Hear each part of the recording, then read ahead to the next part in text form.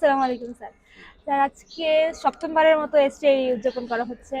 তো আমাদের আপনার কাছ থেকে জানার ছিল যে এসটিআই এর শুরুর একটু গল্পটা যদি সংক্ষেপে বলতেন আমাদেরকে প্লিজ। না, অনেক ধন্যবাদ।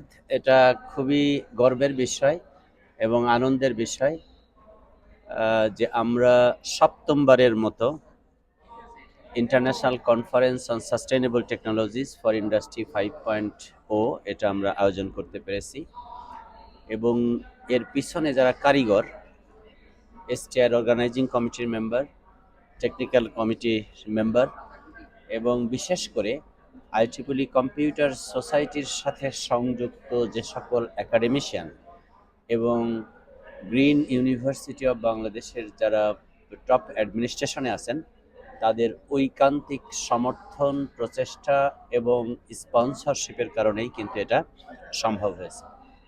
এবং এই ধরনের কনফারেন্স এর আয়োজনের পিছনের যেটা মূল উদ্দেশ্য সেটি হলো নেক্সট জেনারেশনের ছেলেমেয়েদের মধ্যে স্টেট অফ দি আর্ট টেকনোলজির শিক্ষা, দক্ষতা অর্জন এবং এগুলি ব্যবহার করে কিভাবে বাংলাদেশের প্র্যাকটিক্যাল প্রবলেম সমূহকে সলভ করা যায় সেই চিন্তা চেতনা এই ছেলে মেয়েদের মধ্যে ঢুকিয়ে দেওয়া।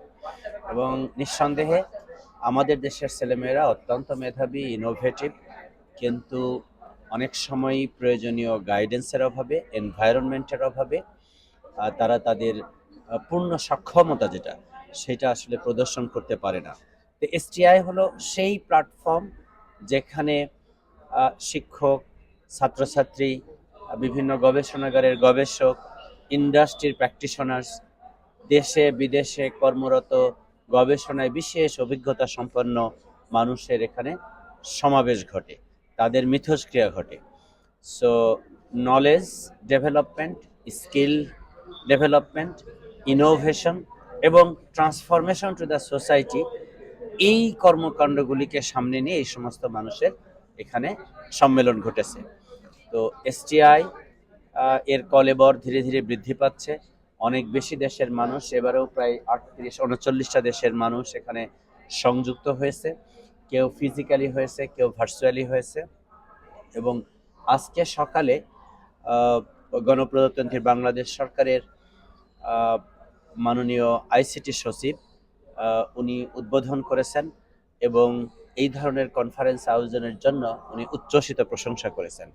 এবং এই মন্ত্রণালয় থেকে আগামী দিনে ছাত্র শিক্ষকরা যে সমস্ত গবেষণা করবেন সেই গবেষণার জন্য প্রয়োজনীয় যে সমস্ত অর্থ এবং যন্ত্রপাতি, ল্যাবরেটরি, সেগুলি স্থাপনের ব্যাপারে কিন্তু উনি একটা স্ট্রং কমিটমেন্ট করেছেন। আমি মনে করি আজকে যারা শিক্ষক এখানে এসেছে, ছাত্রছাত্রী যারা এখানে এসেছে, তাদের জন্য এটা একটা অবারিত সুযোগ এবং তারা যেন প্রয়োজনীয় কর্ম উদ্যোগ নেয়। এবং আমি আমার বক্তৃতায় বলেছি, আবারও একটু রিপিট করি, সেটি হলো বেশ কতগুলি টেকনোলজি কিন্তু ডিসরাপ্টিং টেকনোলজি নামে পরিচিত। কোয়ান্টাম কম্পিউটিং ট্রান্সফরমেটিভ চেঞ্জ নিয়ে আসতে যাচ্ছে।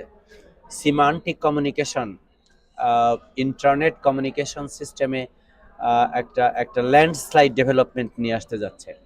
ডিজিটাল টুইন সিস্টেম, একটা অর্গানাইজেশন কিভাবে চলে, কিভাবে চলা উচিত, সেই জায়গায় যুগান্তকারী পরিবর্তন নিয়ে আসতে যাচ্ছে।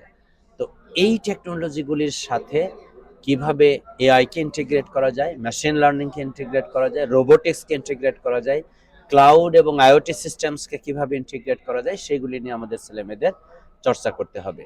এবং তারা দেশে ভালো করতে পারবে, দেশের বাহিরেও তারা অনেক বেশি ভ্যালু অ্যাড করতে পারবে, সোসাইটির পরিবর্তনে তারা আরও বেশি কন্ট্রিবিউট করতে পারবে। তো আমি আশা রাখি এসটিআই এই কনফারেন্সে যে সমস্ত ছেলেমেয়েরা এসেছে, যে সমস্ত শিক্ষকরা, তরুণ শিক্ষকরা এসেছে এবং গবেষকরা এসেছেন, তাদের মধ্যে যথোপযুক্ত নেটওয়ার্কিংয়ের মাধ্যমে এই কর্ম উদ্যোগ আরও বেশি গতি পাবে এবং আগামী দিনে এসটিআইয়ের কলেবর বৃদ্ধি পাবে এবং এসটিআই একটা প্ল্যাটফর্ম হিসাবে কাজ করবে আরও নতুন কাজের জন্য।